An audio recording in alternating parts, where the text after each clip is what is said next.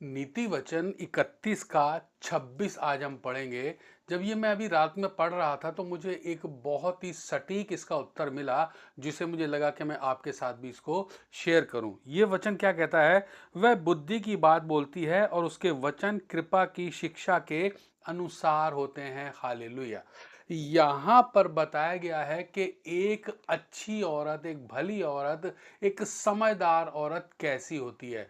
वो अपने घराने के विषय में कैसा काम करती है और अपने विषय में क्या करती है और अपने परिवार के विषय में क्या करती है। ये सारी बातें इस नीति वचन के 31 अध्याय में लिखी गई हैं। तो यही सारी बातें जब हम पुराना नियम पढ़ते हैं, पहला शमूएल और उसका अध्याय 25, वहां पे एक कहानी के अंदर जाकर ये सारी बातें एक औरत के अंदर फिट बैठ जाती है। यहाँ पे कहानी क्या है कि यहाँ पर एक व्यक्ति है जो कि बहुत धनी है और जिसका नाम नाबाल है। हालेलुया। नाबाल का मतलब होता है मूर्ख, मूढ़ इंसान। नाबाल का ये मतलब होता है। और उसकी एक पत्नी है, उसका नाम है अबीगेल। तो ये दोनों पति पत्नी हैं। नाबाल एक मूर्ख इंसान है लेकिन बहुत धनी इंसान है। होता क्या है कि जब दाऊद शाऊल की वजह से मारा मारा फिर रहा था पहाड़ों में, तब वहां पर नाबाल एक धनी व्यक्ति है। उसके पास बहुत सी भेड़ बकरियां हैं, तो उनके जो चरवाहे हैं वो उसको भेड़ बकरियों को चराते रहते हैं। और वहां पे दाऊद है जो वो मारा मारा फिर रहा है, उसके साथ 600-700 लोग हैं।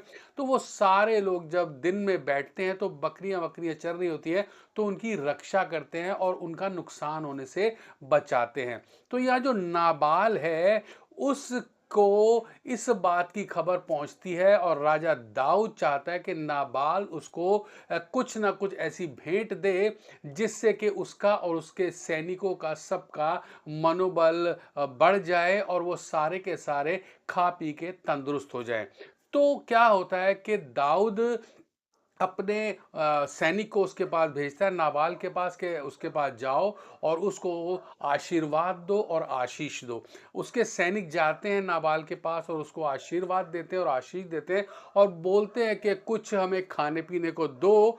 तो वो उनको वहां से भगा देता है, पूरी रीति से उनको नकार देता है। कहता है कौन दाऊद, कैसा दाऊद? ऐसे तो बहुत से नौकर अपने मालिकों के यहाँ से भाग जाते हैं, तो वो सारे के सारे राजा नहीं होते।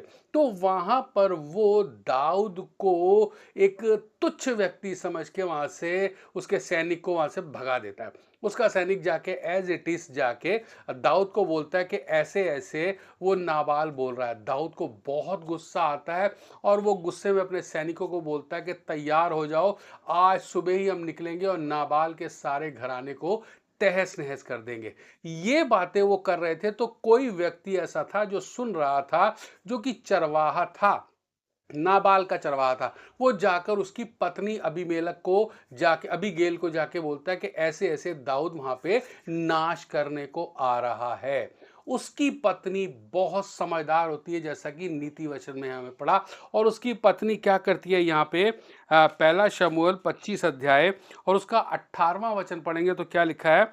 तब अबीगेल ने फुर्ती से 200 रोटी और 2 कुप्पी दाखमधु और 5 भेड़ों का मांस और 5 सुआ भुना हुआ अनाज और 100 गुच्छे किशमिश और अंजीरों की 200 टुकियां लेकर गधों पर लदवाई।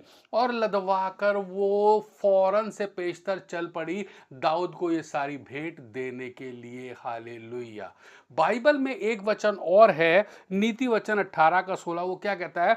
भेंट मनुष्य के लिए मार्ग खोल देती है और उसे बड़े लोगों के सामने पहुंचाती है। हालेलुया। ये दोनों वचन एक दूसरे से कनेक्ट होते हैं। इसने बहुत सारी भेंट ली और भागकर दाऊद के पास पहुंच गई। और दाऊद के पास पहुंचने के बाद उसने क्या किया? 23वां वचन जब हम पढ़ते हैं तो वहां क्या लिखा है?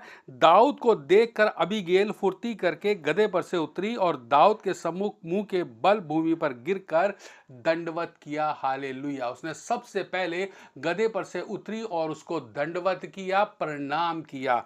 और फिर दाऊद उसको 32वें वचन में क्या कहता है?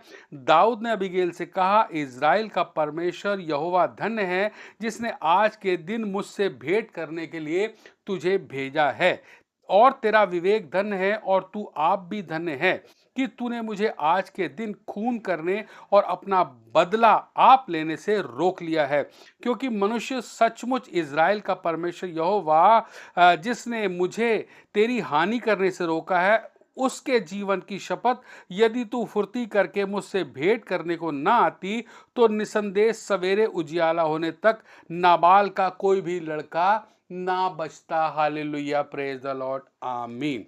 इसीलिए ये नीति वचन का 31 अध्याय लिखा गया एक समझदार स्त्री के लिए। उस समझदार स्त्री ने फटाफट ये नीति वचन 18 का 16 भी पूरी तरह से कंप्लीट कर दिया और बहुत सारी भेंट वेंट लेकर फौरन उसके पास चली गई ताकि उसका घराना बच जाए। और दाऊद ने उससे कहा कि मैं तुझे छोड़ दूंगा, और उसने उसको नहीं मारा। और आगे जब हम पढ़ते हैं तो पता लगता है नाबाल को जब ये सारी बातें पता लगी तो वो 10 दिन तक बिल्कुल बेहोश पड़ा रहा, कोमा में चला गया, बीमार हो गया। और उसके बाद यहोवा परमेश्वर ने उसके प्राण निकाल दिए। तब क्या होता है, अबीगेल को जब वो विधवा हो जाती है, दाऊद उसे अपनी पत्नी बनाकर रख लेता है। तब ये वचन पूरा होता है कि इंसान जब भेंट लेके जाता है तो उसकी जो उपाधि है वो बढ़ जाती है। अब यहाँ पर वो नाबाल की औरत थी और कहाँ वो राजा दाऊद की पत्नी बन गई। हालेलुया, प्रेज द लॉर्ड, आमीन। तो इस पूरे सारे वचनों का निचोड़ ये है कि एक भली पत्नी कैसी होनी चाहिए, उसके अंदर क्या क्या गुण होने चाहिए, और उसके अंदर क्या क्या ऐसी बातें होती है जो नीति वचन में बताई गई हैं। आप चाहे तो नीति वचन 31 पूरा पढ़ें, तब आपको पता लग जाएगा। इस वचन से पता लगता है कि एक समझदार औरत अपने घराने को किस तरह से विपत्ति से बचा लेती है और खुद को एक ऐसी जगह स्टैब्लिश करवा लेती है जहां पर वो रानी कहलाती है। हालेलुया, प्रेज द लॉर्ड, आमीन। अगर इस वचन से आपको आशीष मिली हो तो इसे ज्यादा से ज्यादा लोगों के साथ आप शेयर करें।